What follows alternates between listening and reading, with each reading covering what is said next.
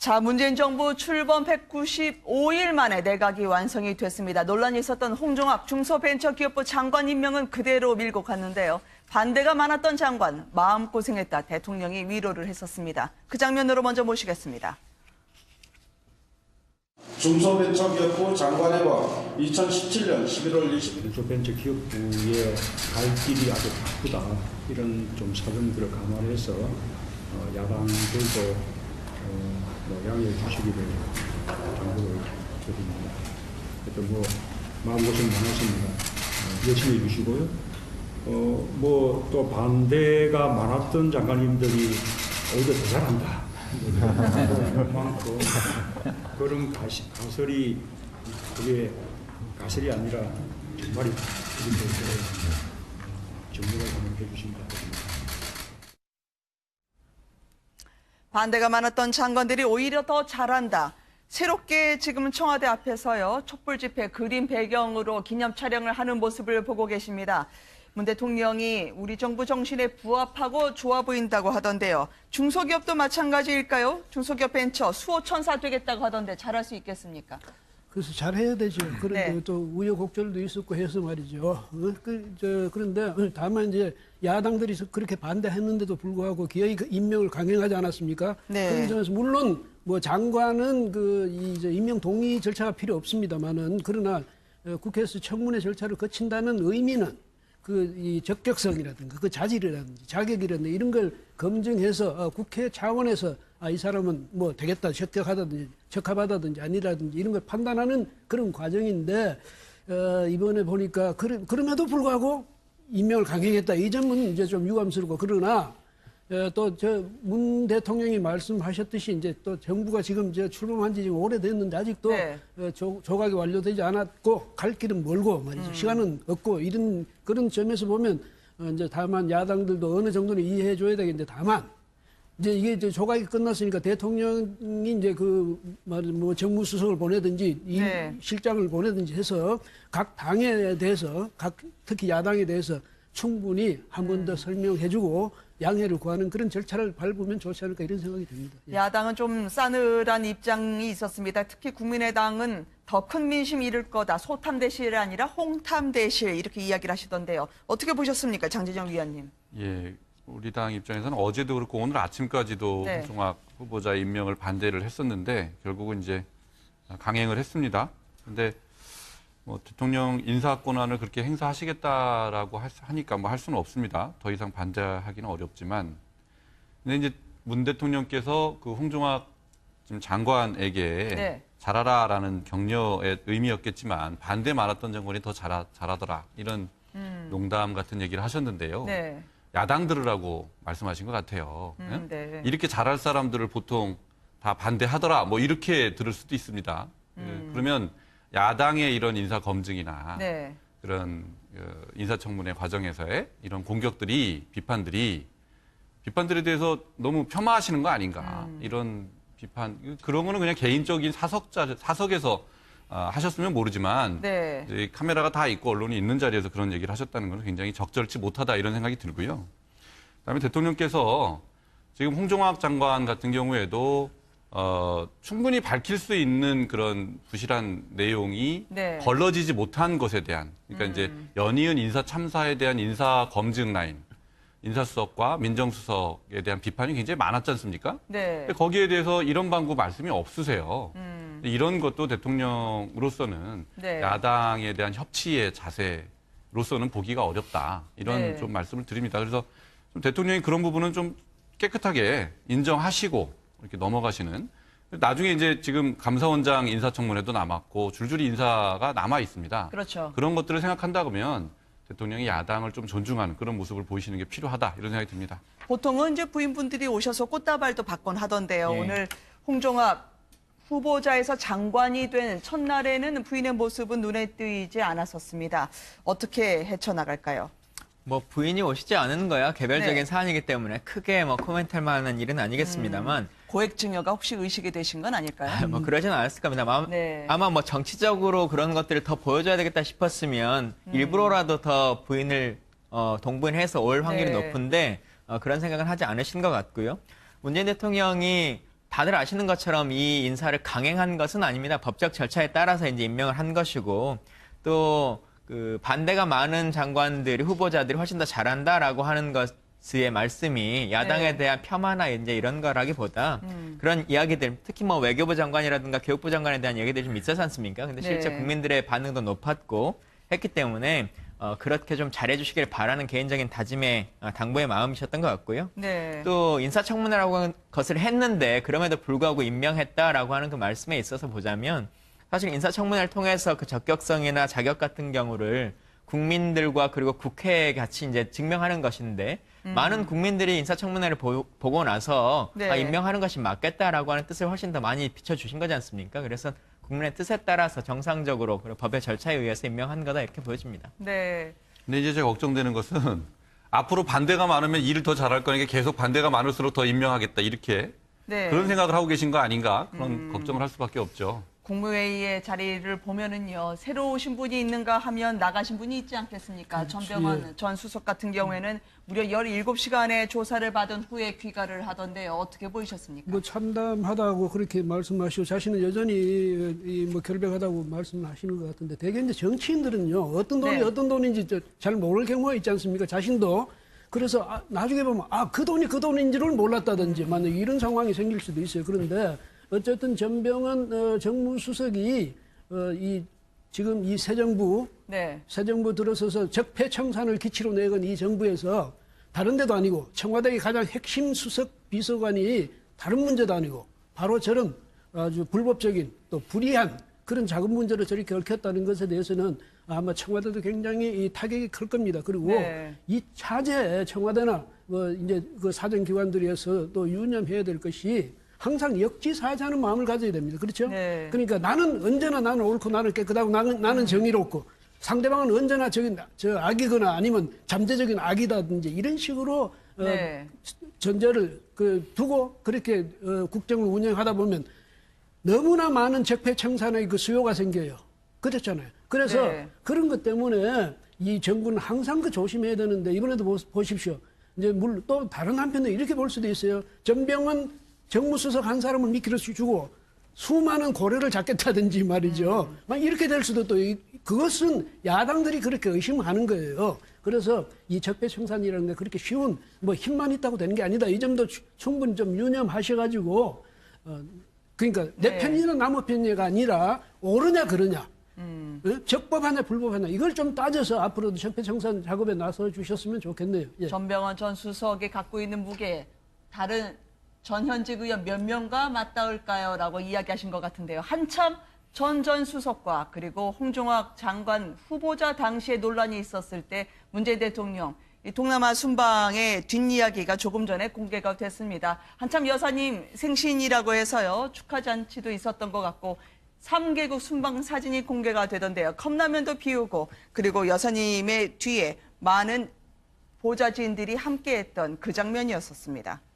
예, 뭐 여러 모습들도 보여주고 실제로 또 해외 순방 기간에 네. 대통령뿐만 아니라 여사님의 일상과 또 일거수일투족이라고 하는 것이 국민의 관심사가 꽤 높은데요. 네. 예, 그런 모습들이 결국은 더 열심히 일해줬으면 좋겠다라고 이제 측면들이 있는 것 같고 그럼에도 불구하고 이제 귀국하는 그 비행기에서의 모습이나 상황 등의 표정 등은 이제 내려오실 때 그 지진 피해 뭐 이런 것들이 네. 있었기 때문에 이것을 어떻게 헤쳐나갈까라고 이제 고민을 많이 안고 계셨던 것 같은데요. 네. 결국 국민들이 바라는 그 모습들을 하나하나 이제 정책으로 뭐 저런 사진뿐만 아니라 정책으로 표방하는 것을 국민들은 기대하고 있는 것 같습니다. 네. 이제 본격적으로 청와대는 겨울 나기에 들어가게 된 것 같습니다. 사랑의 열매가 벌써 떠서 말이죠. 개그맨 박수홍 씨 그리고 배우 최시라 씨가 문 대통령 옆에 섰었습니다. 올해 1호 기부자라고 하죠. 문 대통령이요. 액수는 금일봉인 것 같습니다. 그 장면으로 보시겠습니다. 예, 지금부터 사랑의 열매 전달. 사랑의 열매는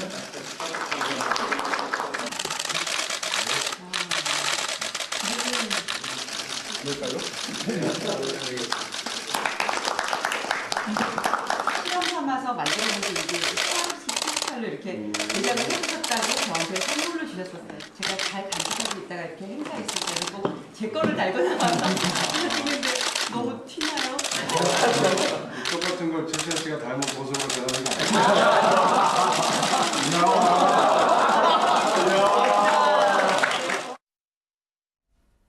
희망운도 백동가요? 이 최실아 씨나 박수홍 씨가 사랑의 열매하고 좀 인연이 있는 모양이죠. 그렇죠. 오랫동안 네. 그 대사를 했기 때문에 저 점에서는 아주 뭐 말하자면 네. 저기 붙박이 홍보 대사다 뭐 이렇게 볼 수가 있겠고요. 그렇군요. 그래서 아마 문 대통령이 온 1호로 기부를 하시니까 네. 거기 이제 와서 직접 사랑의 열매를 달아드리고 싶다 이런 네. 이제 희망을 또 피력했던 모양이에요. 그래서 왔는데 정말 이제 연말 또 맞아가지고 이렇게 부르 이웃들에게 우리의 따뜻한 체온을 전달해주는 거기서 이 대통령이 직접 앞장선다. 이것도 참 보기는 좋습니다. 그런데 네. 최실아 씨는 이 사랑의 열매가 좀 특별했다고 그래요. 좀 달라가지고 대통령도 그러고 사랑의 아마 열매가요? 임 실장도 네. 그러고 다 우리하고는 다른데요. 뭐 이랬더니 그게 오랫동안 이제 그 홍보대사라니까 특별히 크리스탈로 만들어준 게 있었대요. 그렇군요. 그래서 이건 내 거 이래가지고 늘 달고 네. 다닌답니다. 그래서 이제 오히려 최실아 씨가 다니까 더 빛난다 뭐 이렇게 이야기했는데 저런 행사가 대통령이 저렇게 앞장서 주심으로써 우리 국민들 사이에서 불이웃 돕기에 더 이제 뭐 열기를 더해주는 건 참 좋은데 말이죠. 네. 이것이 한 번의 행사로 끝나는 것이 아니라 네. 그다음에 이 사랑의 열매만으로 행사가 끝나는 것이 아니라 정말 정부부터 대통령부터 진심으로 우리 이 어두운 곳, 이 사회의 어두운 네. 곳, 그늘진 곳, 예? 또 없는 사람들 이런 사람들에 대한 배려가 한계를 갖기를 바라고요. 네. 그래서 대통령이 이 정치를 해나가다 보면 항상 좀 넘치는 데가 있고 모자란 데가 있고 그러게 마련입니다. 5천만이나 사는 나라니까. 그렇지만 네. 대통령은 항상 좀 균형감을 좀 가지시고 예? 이렇게 하듯이 모든 국민을 다 사랑하는 예? 네. 모든 국민을 다 배려하고 모든 국민을 다 걱정하는 그런 마음을 좀 가져주셨으면 이렇게 생각됩니다. 예. 크리스탈 배지를 달았다는 최실아 씨인데요. 이 와중에 해프닝이 있었네요. 훈훈해 보이긴 하는데 조직의 위계 질서가 단적으로 확인되는 장면이 있었습니다. 임종서 실장이 문 대통령보다 먼저 사랑의 열매 배지를 달고 나왔다가 떼야 했다면서요. 저거 상당히 민감하면서도 중요한 문제인가 보죠? 예, 뭐 그냥 그 약간의 이벤트로 넘겨주셔도 네. 될 것 같은데요. 이제 대통령께서 1호 기부자, 올해의 1호 기부자로 이제 그 임명을 하시는 거였기 때문에 그 형식을 좀 갖춰주자라고 하는 측면에서 네. 대부분의 분들이 이제 그 연말이 되면 자체적으로 사랑의 배지를 하나씩 다 받지 않습니까? 그래서 그걸 달고 행사장이니까 먼저 가시는 것 같은데 그러지 말고 대통령이 먼저 받자라고 하는 그 형식을 잠깐 맞춘 것 같습니다. 양해를 구하는 그런 절차를 밟으면 좋지 않을까 이런 생각이 듭니다. 예. 야당은 좀 싸늘한 입장이 있었습니다. 특히 국민의당은 더 큰 민심 이룰 거다. 소탐 대실이 아니라 홍탐 대실 이렇게 이야기를 하시던데요. 어떻게 보셨습니까? 장진영 위원님. 예, 우리 당 입장에서는 어제도 그렇고 오늘 아침까지도 네. 홍종학 후보자 임명을 반대를 했었는데 결국은 이제 강행을 했습니다.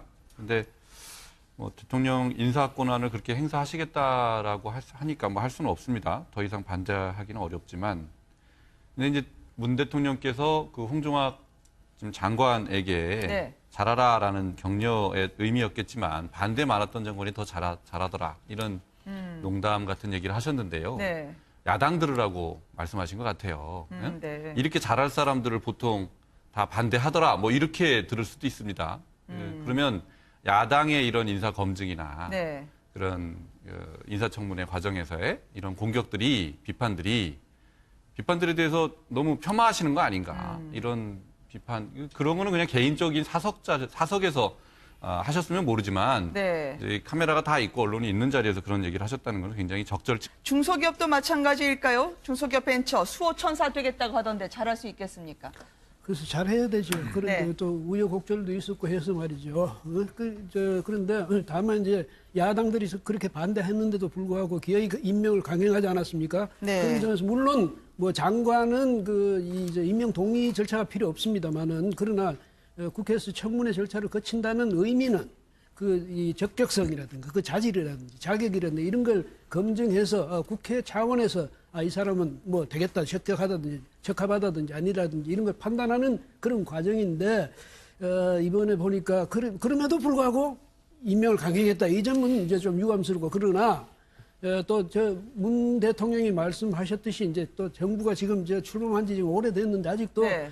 조각이 완료되지 않았고 갈 길은 멀고 말이죠. 시간은 없고 이런 그런 점에서 보면 이제 다만 야당들도 어느 정도는 이해해 줘야 되겠는데 다만 이제 이게 조각이 끝났으니까 대통령이 이제 뭐 정무수석을 보내든지 네. 실장을 보내든지 해서 각 당에 대해서 특히 야당에 대해서 충분히 한 번 더 설명해주고 프로라도 더 부인을 동부인해서 올 확률이 네. 높은데 그런 생각은 하지 않으신 것 같고요.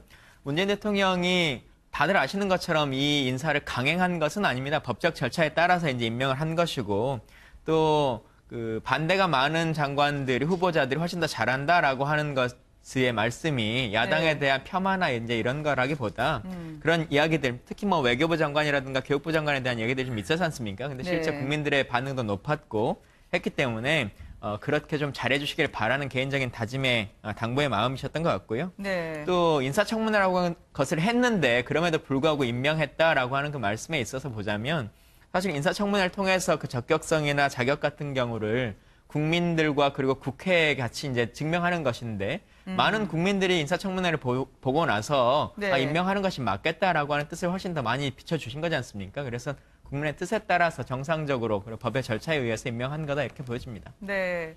근데 이제 제가 걱정되는 것은 앞으로 반대가 많으면 일을 더 잘할 거니까 계속 반대가 많을수록 더 임명하겠다 이렇게 네. 그런 생각을 하고 계신 거 아닌가 그런 걱정을 할 수밖에 없죠. 국무회의의 자리를 보면은요, 새로 못하다 이런 생각이 들고요.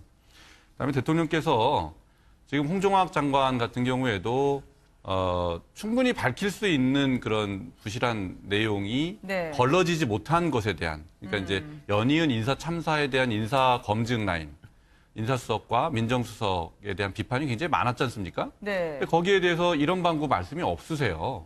이런 것도 대통령으로서는 네. 야당에 대한 협치의 자세로서는 보기가 어렵다. 이런 네. 좀 말씀을 드립니다. 그래서 좀 대통령이 그런 부분은 좀 깨끗하게 인정하시고 이렇게 넘어가시는.